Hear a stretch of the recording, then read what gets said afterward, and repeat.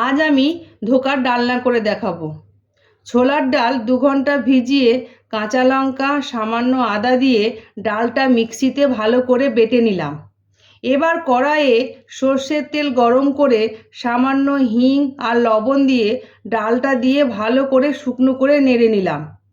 এবার একটা থালার মধ্যে তেল বুলিয়ে থালায় কড়াই থেকে ডালটা থালার মধ্যে ঢেলে দিয়ে হাত দিয়ে ভালো করে থালার মধ্যে বসিয়ে নিলাম। এবার ঠান্ডা হলে পিস পিস করে কেটে নিয়ে হালকা করে ভেজে নিলাম। টমেটো আর কাজু বেটে নিলাম।